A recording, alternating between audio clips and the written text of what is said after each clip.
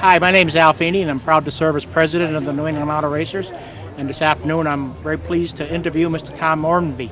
Tom's a loyal member of the NEAR and a member of the board of directors.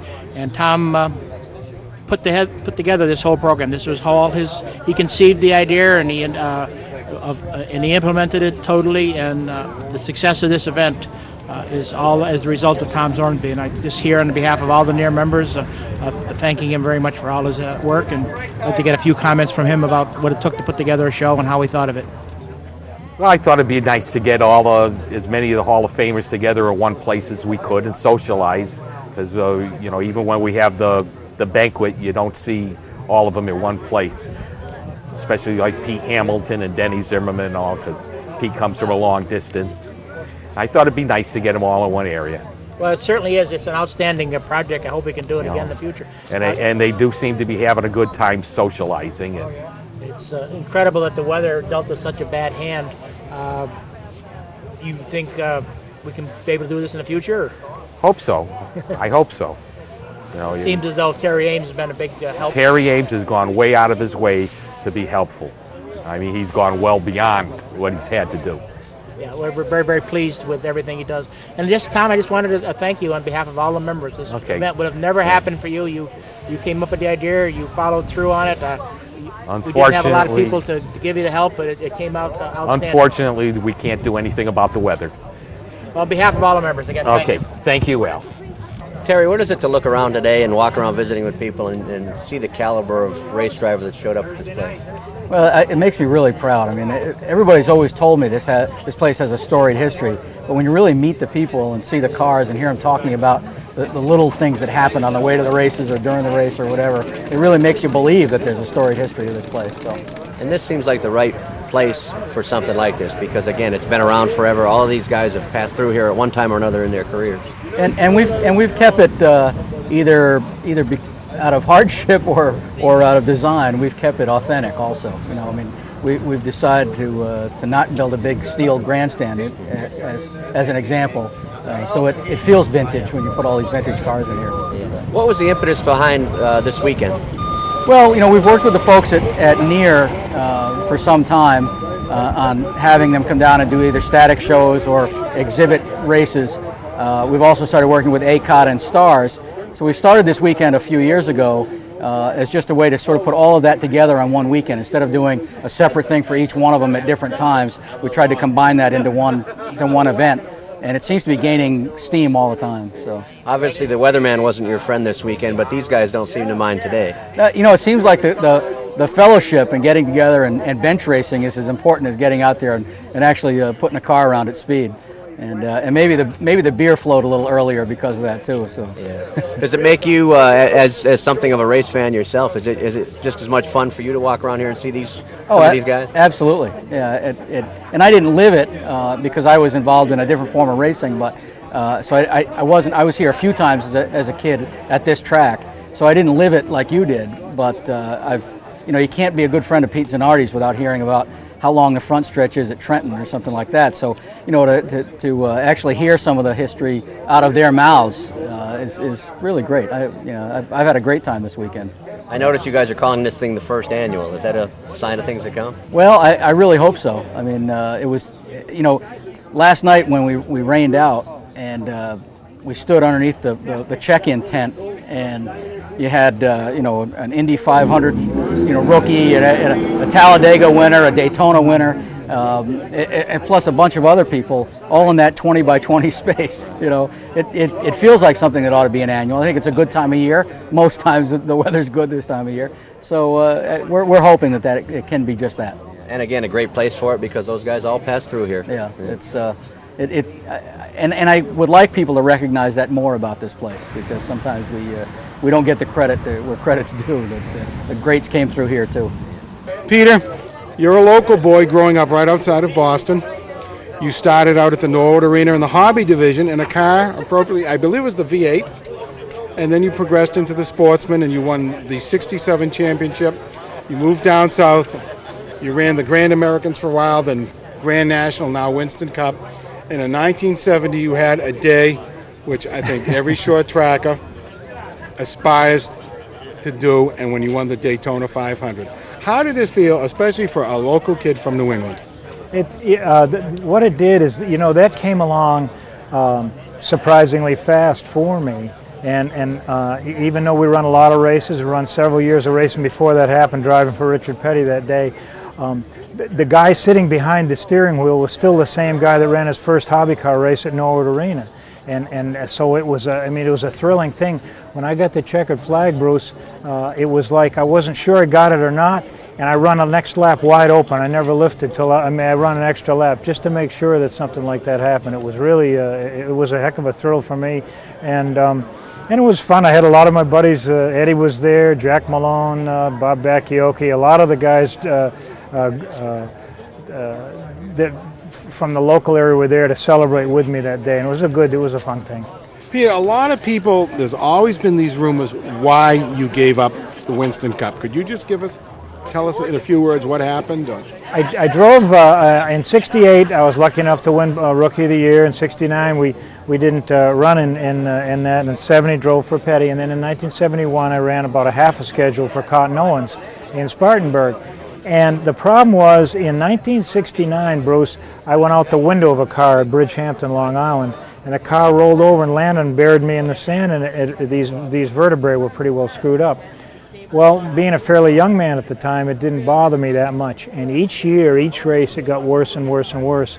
And to tell you the truth, I didn't really give up racing because I wanted to. I gave up racing because I had to, because my neck was really bothering me. And so at that time, I was married, and my wife and I moved to Atlanta and set up a business, and we still have that business today. Peter, it's funny. One day I'll always remember about you is, I think it was right after you won the championship in '67.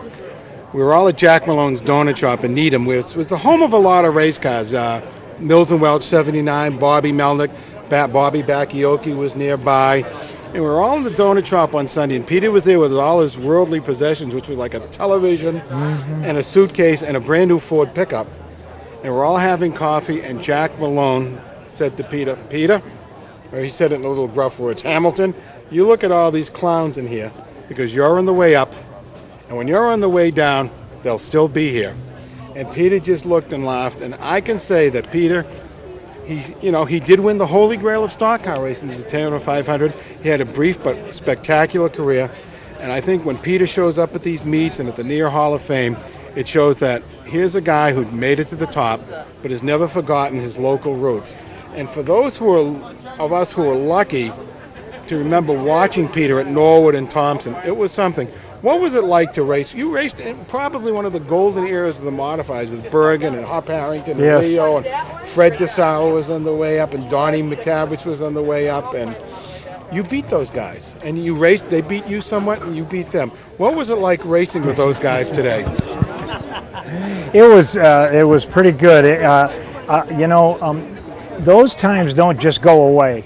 I think about them, and I've talked to my wife and different friends about those times. Jack Malone and Bob Bakioki and I live on the same street down in the Florida Keys, so we get to talk about racing, talk about the old times a fair amount. And I will tell you that it was a wonderful time to be involved with racing. There was a lot of camaraderie. Bugs and I were just talking about, how that 4 or 5 of us would leave, and on a Thursday night racing Catamount up there for Kenny Squires, and Friday night at Malta, or Saturday night at Plattsburgh or Norwood, Sunday at Utica or Thompson. And the thing is that as long as it was one of our crowd that won a race, which fortunately a lot of the time it was almost a feeling that we had won ourselves. And there was a lot of camaraderie. There's a lot of working on each other's cars, and sharing of tires, sharing of knowledge. I wouldn't take anything for those times, Bruce. They were a lot of fun. And what are you doing today, Peter? Well, I don't know what I'm doing today. I still have my business in Atlanta, and I have a gentleman that looks after it for me. And 6 months out of the year, my wife and I live in the Florida Keys. And then the rest of the time, we divide between Atlanta and making sure the business is still there, and coming up here to Maine. We're about 4 hours from here at Waterford. We're up in Sanford, and we've been going to that cottage for many, many years. And I guess you'd say that I'm pretty much retired. My daughter, we have one daughter, and she's married, been married a couple years, and she has a grandbaby on the way, and so I'm fixing to be a grandpa, and I like that. That's kind of neat. Peter, today the modified tour runs 18, 20 shows, same for the Busch North. The Winston Cup guys complain about 30, 35 shows, 36 shows. How many shows, when you chased the championship, plus rainouts, did you go to? I was just telling that to another guy. We towed to 121 different shows in 1967, and we ran 107 races. So the percentage-wise, we didn't get rained out a whole lot in that, but that was a lot of racing. Dickie Travish worked with me, and he worked on the car and drove the truck. And when that season was over and we won the championship, he reached out and stuck his hand in mine. He said, you know, thanks a lot. He said, but I don't think I'm going to many more races, and I don't think that he has. I don't think Dick ever went to. I don't even know if he's around anymore. I think he lives in Needham. Is working for paint. Him running into Dick, and he said the same thing. Yeah, good guy. He worked real hard with me, and I appreciate that. Eddie Flemke was your mentor. Eddie probably had as much influence on so many people, whether it was you could Denny Zimmerman, the late Richie Evans. Mm-hmm. Eddie's name, even though Eddie's been gone almost 20 years, his name still crops up all the time. What influence did Eddie have on you? Well, when I left Norwood Arena and started to branch out and going to Thompson or going to Stafford, and eventually we went up to Malta, New York, I began to see this guy that was willing to help anybody, didn't have a lot of money. His car didn't look like a money car, but it flew. It went very fast.